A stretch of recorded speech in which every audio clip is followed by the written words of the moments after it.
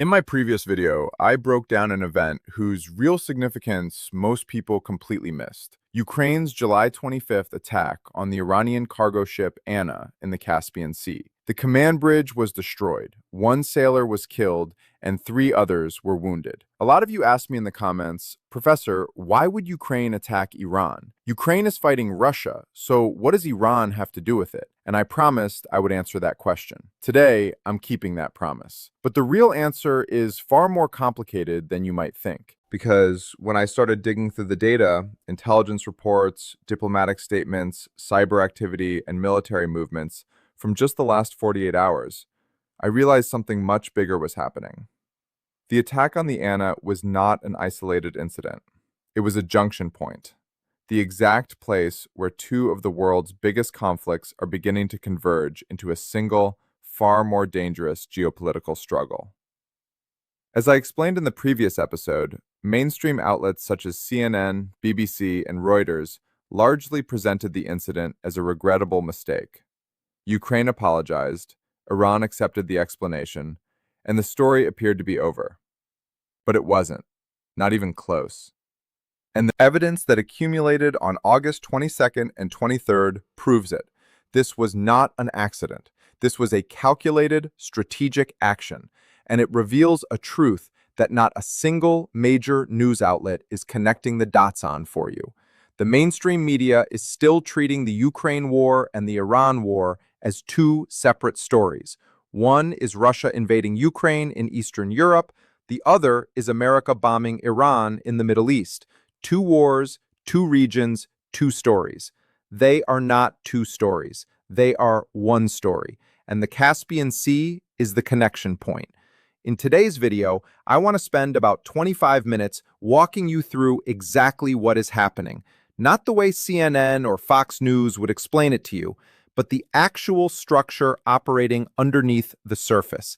I'm going to show you four things. First, the secret supply line running through the Caspian Sea that is turning Russia and Iran into a single war machine, and what kind of anti-jamming technology is being transferred.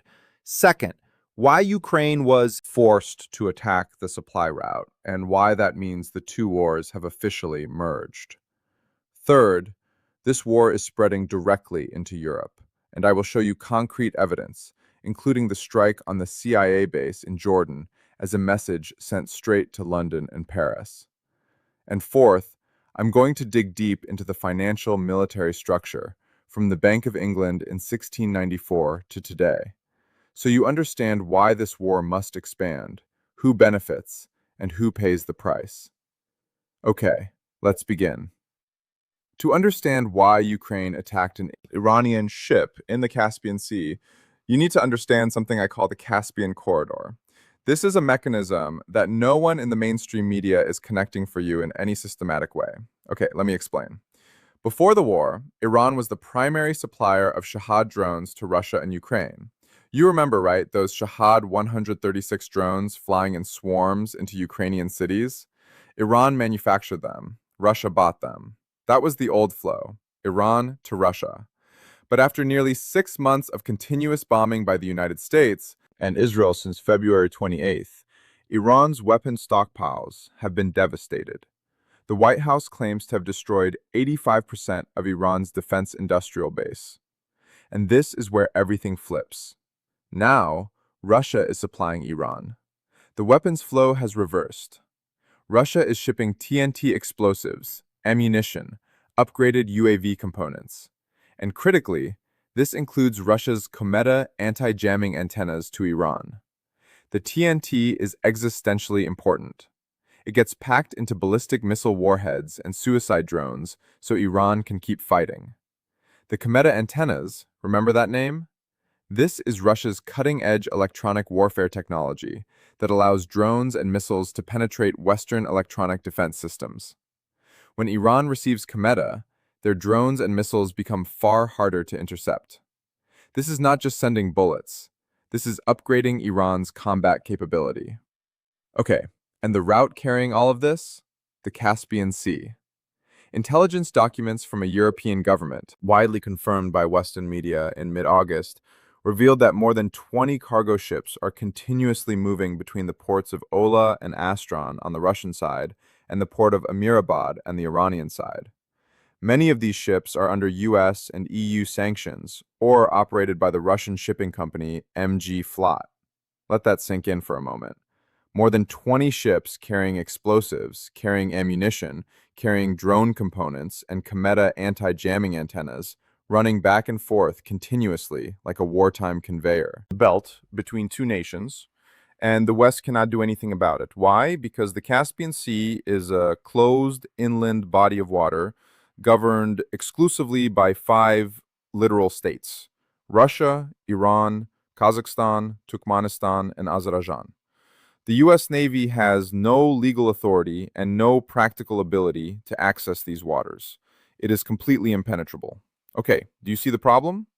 The United States is spending trillions of dollars to bomb Iran, destroying factories, obliterating defense infrastructure, but right behind the back door, through a passage America cannot reach, Russia is quietly resupplying Iran and upgrading Iran's electronic warfare capabilities with Cometa technology.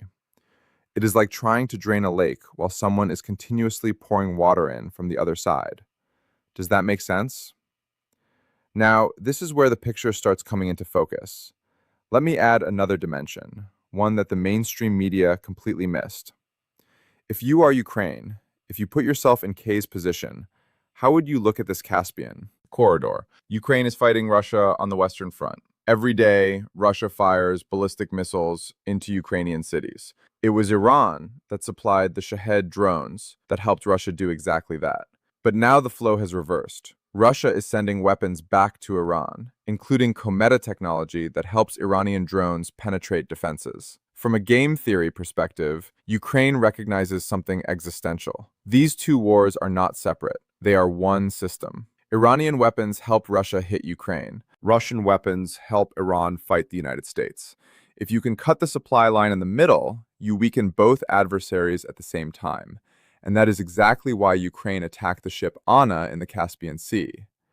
As I detailed in the previous episode, on July 25th, Ukraine's security service, the SBU, launched an unprecedented long-range UAV attack into the Caspian Sea.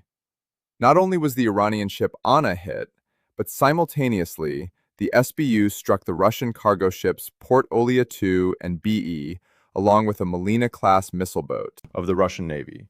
One strike, four targets, two nations on a body of water that no one previously imagined would become a battleground. Think about what that means. Ukraine did not attack Iran out of hatred. Ukraine attacked Iran because the ship Anna was a link in the supply chain that is killing Ukrainians. You cut that link, and you simultaneously cut the TNT supply feeding Iranian ballistic missile warheads, the ones being fired at oil tankers in Hormuz. And you cut the supply of drone components and Cometa antennas flowing to Russia, the ones being flown into Ukrainian cities.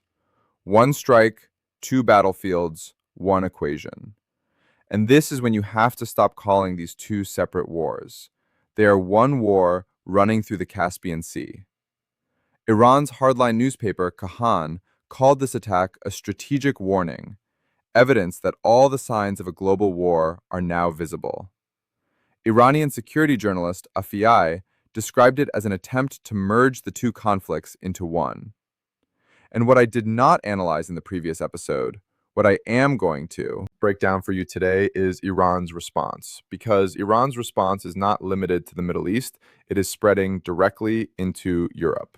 Okay, now let me show you the part that almost no one is connecting.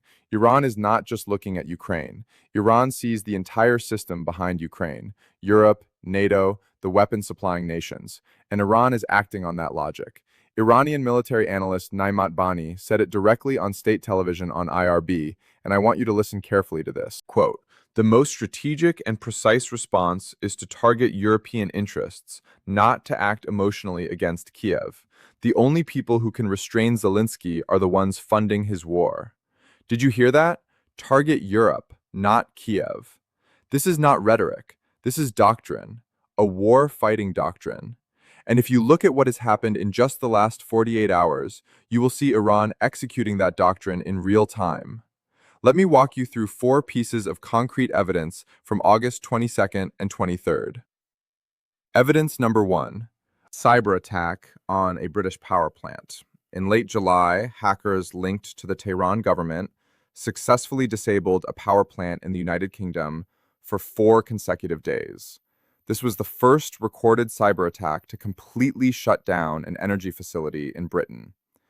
The Telegraph and other major outlets reported this widely on August 22nd and 23rd. The plant was small. It did not affect the national grid, but that is not the point. The point is that Iran is demonstrating capability. They're saying to London, we can penetrate your industrial control systems. This is just a warning. And this attack ran parallel to a coordinated cyber campaign targeting water treatment systems across 12 American states. Same time frame, same origin. Does that make sense? Evidence number 2. Iran accuses Britain and France of complicity and war crimes. On August 22nd and 23rd, more than 100 former British and French diplomats, including a former British ambassador to the United Nations, signed an open letter demanding their governments stop supplying weapons to Israel. This is dissent from within the Western establishment itself. Iran immediately seized on this. Deputy Foreign Minister Kazem Garibabadi declared, London and Paris should not hide behind the phrase expressing concern. Continuing to send weapons to Israel is a deliberate choice to be complicit and participate in these crimes. Did you catch that? Deliberate choice. Iran no longer considers Britain and France as neutral parties. Iran is officially classifying them as hostile, belligerent, directly involved in the war. The historic E3 mediation role, Britain, France, Germany, in nuclear negotiations, finished. And this is not just words. French-Iranian diplomatic relations have completely collapsed. Both sides expelled diplomats, including France's expulsion of Nilafar Shadmari, Iran's cultural attaché in Paris. Evidence number 3. Plans to attack U.S. military bases inside Europe. According to intelligence reports cited by the Financial Times, the Iranian military has drawn up plans to strike 2 specific targets in Europe, one Besmer Air Base in Bulgaria, which recently hosted 2 U.S. Air Force KC-135 refueling tankers. Although these aircraft left Bulgaria on August 21st, according to the Bulgarian Ministry of Defense, 2, Britain's RAF Akroy base in Cyprus, which was previously targeted by an Iranian-designed UAV attack back in March 2026. That drone landed just 800 yards from British military personnel. Evidence number 4. The strike on a CIA base in Jordan, a message sent directly to Europe. This is a piece of evidence that very few people are connecting. Prior to these events, Iran conducted a precision UAV strike on a CIA facility in Jordan. Military analysts who leaked information about this assessment say it was not simply retaliation against America. This was a deterrence message sent specifically to Europe. An Iranian security source explained the logic. If we can hit a CIA base in Jordan with precision, sitting in the middle of the desert, protected by multiple layers of defense, then all of Europe is within range of our medium-range ballistic missiles from 1,700 to 2,500 kilometers. Europe needs to know where it stands in this war. Can you see the calculation? Jordan is closer than Europe. If Iran can reach Jordan with that level of accuracy, then Bulgaria, Cyprus, even southern France all fall within Iran's missile arc. And Iran does not only have missiles, they have asymmetric tools as well. Cyber attacks on energy infrastructure, cutting undersea fiber optic cables near the Strait of Hormuz, sabotaging the northern pipeline systems that supply oil to Europe, cyber attack on a British power plant accusing Britain and France of complicity, plans to strike U.S. bases in Bulgaria and Cyprus, a precision strike on the CIA in Jordan as a demonstration, expelling French-Iranian diplomats, and an Iranian military expert saying on national television, "Target Europe, not Kyiv." And Greece heard it within 24 hours of Iran threatening U.S. bases in Europe. Greece moved a Patriot missile battery from the island of Carpathos to the Suda naval base on Crete to reinforce air defenses. The Greek newspaper Katamarini reported that the missile system and all accompanying personnel left the island at dawn and were operationally deployed within hours. Europe is no longer a spectator. Europe has become a front line. Now, I want to do something I always do on this channel, and I think it is very important. I want to steel man the opposing argument, because I never want you to just accept what I say without critical thinking. Okay, the strongest steelman argument against my analysis would go something like this. This is all just coincidence. Russia sells weapons to many countries, not just Iran. Ukraine hit that ship because it was a legitimate military target, not because they were trying to sever a strategic supply line. And Iran threatens Europe because they always threatened, in his rhetoric, not real strategy. That argument sounds reasonable. It has historical precedent. Iran has threatened the West for decades without acting. And Russia does sell weapons to many clients. But here's what the steelman argument cannot explain. If this is just coincidence, why did Ukraine apologize to Iran and called it an unintended, claiming it as a justified military action? Because Key knew they nearly pulled Iran into a direct war with Ukraine. Iran drew up retaliation plans, 3 ballistic missile targets aimed at Ukraine before a diplomatic scramble convinced Thrawn to stand down. If this is just rhetoric, why did Greece move a Patriot missile battery within 24 hours? NATO countries do not relocate air defense systems worth hundreds of millions of dollars over rhetoric. They move them because of a genuine threat assessment. And if this is just coincidence, why did Iranian President Pezeshkian urgently submit the Actal Convention of 2018, the legal framework governing the Caspian Sea, to Parliament for ratification? The goal is to build a legal barrier that absolutely prohibits outside powers from interfering in the region. You do not build legal fortifications around a supply line. That does not exist. Now, let me take you to the deepest layer, the layer you will not find on any news channel. This is the part where I need your full attention, because it explains why this war must expand. Not because anyone wants it to, but because the structure of the system demands it. Many people ask me, "Professor, why does this war keep expanding? Why can't anyone just stop?" The answer lies in history, in the structure of the very financial system we are all living inside. And I'm going to start from a point in time that very few people think about. The year 1694.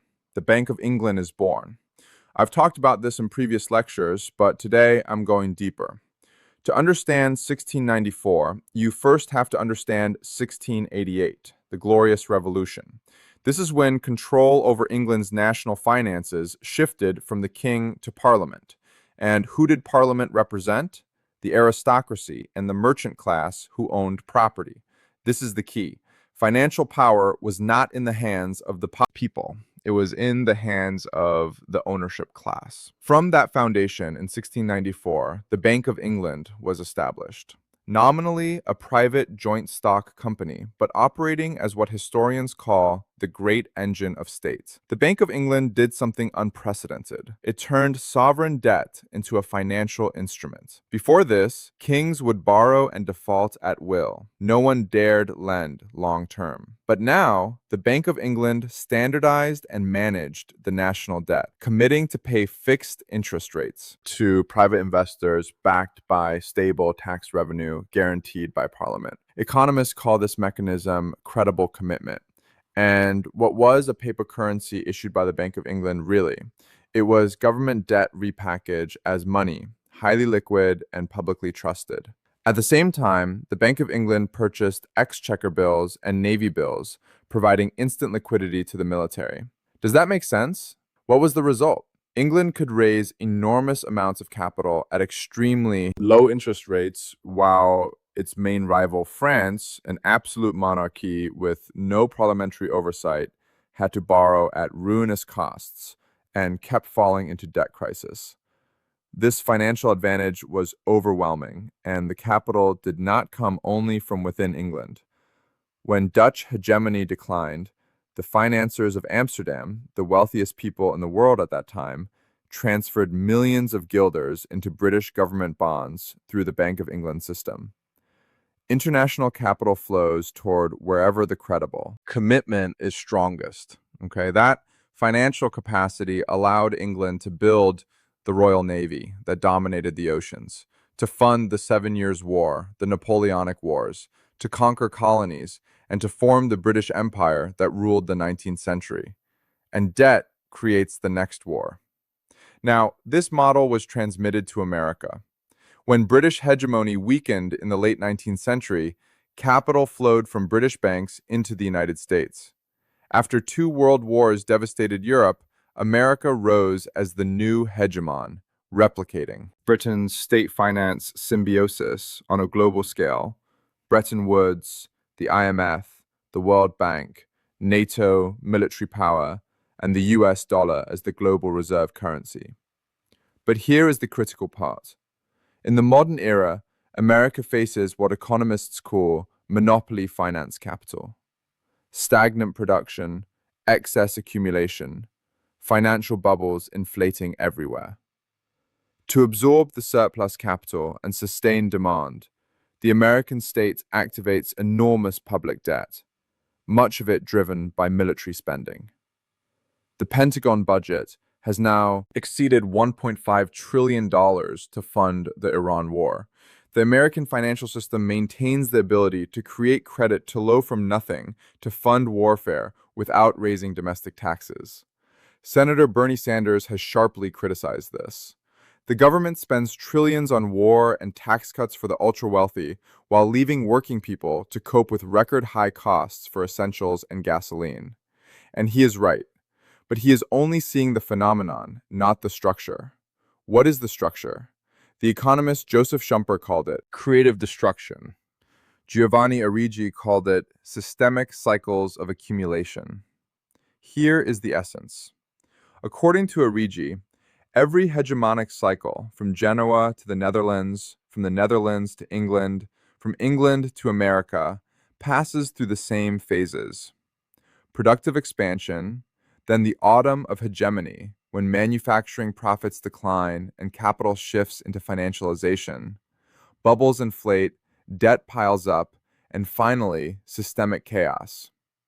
When the old order fragments and geopolitical confrontation explodes, Schumpeter adds, capitalism is a violently evolutionary process that never stands still. Crises and collapses are not endpoints. They are systemic purges, destroying obsolete capital, devaluing surplus assets, clearing the path for technological innovation and new organizational models. The Iran War of 2026 is exactly that purge. It is destroying oil supply chains, freezing credit markets, shattering the illusion of safe globalization. And the destruction must expand into the Caspian, into Europe, because the logic of the system demands destruction at a scale large enough to ignite a new accumulation cycle. But the next question is, if this is creative destruction, then where is the creation? Where does the capital flow? The answer lies in a model that very few analysts examine: nationalist neoliberalism, or what you might call market nationalism. The model that Israel has been building since its economic stabilization plan of 1985. Unlike Western free market economies, Israel has weaponized its economy into an economic fortress, where the state sponsors, expands, and protects flows of international financial capital and high technology, turning the market into a tool that serves national defense objectives. The result for more than 2 decades, despite devastating conflicts in Lebanon, Gaza, and now the 2026 war with Iran, venture capital investment and technology startup acquisitions in Israel's Silicon Wadi have continued growing without interruption, not a scratch. Analysts call Israel a super Sparta, a society permanently in a state of maximum combat readiness combined with extremely advanced global financial integration. For transnational financiers, this is the safest place to park assets in a landscape of geopolitical chaos. Okay? And this is where you understand why Britain and France continue sending weapons to Israel despite 100 former diplomats demanding they stop. Through the lens of world systems theory, the state apparatus in core countries Britain, France, has been captured by the interests of the transnational financial elite. The venture capital investments, defense bonds, and financialized assets of British and French financiers are concentrated in Israel. Britain and France provide the military and diplomatic security umbrella to keep the Israel node safe, the node where their own capital is concentrated. Garibaldi says, deliberate choice. He is right, but not in the way he thinks. It is not an ideological choice. It is a structural choice, the logic of capital flows. Now the final question of this deep layer. Who benefits and who pays the price? Let's break this down by group, and I want you to ask yourself which group you belong to. The American middle class, the segment whose lives have become tightly bound to financial markets through retirement funds, stock portfolios, and home mortgages. When war disrupts supply chains and credit markets freeze, their net asset value plummets. The housing bubble bursts. Many families find themselves owing more on their mortgages than their homes are worth. Retirement funds evaporate, a lifetime of savings gone. Working people in both America and Iran. In the United States, consumer prices have risen faster than wages for 4 consecutive months due to the war and tariffs. In Iran, inflation is at 88%. Food prices have surged by more than 128%. And workers at energy facilities have gone months without pay. The process of creative destruction. It sounds very academic, but in reality, it means unemployment, poverty, and real human suffering. Small businesses drained of liquidity. During a crisis, banks tighten credit. Loan approval rates drop from a normal 80% down to 50%. Small businesses depend on short-term working capital to survive. Lose credit access, lose the business. A chain reaction of bankruptcies. People who hold fixed assets, factories, land, machinery, infrastructure.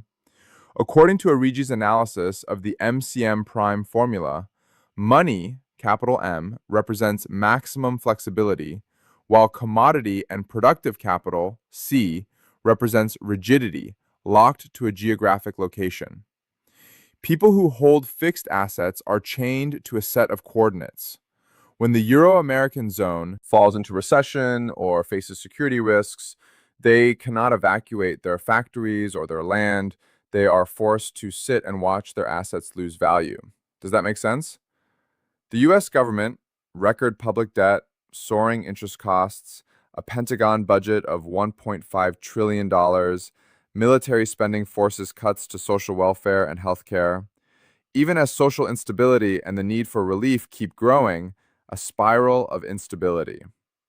And now the final group, the transnational financial elite, the holders of ultra-large capital. Their assets are not factories or land.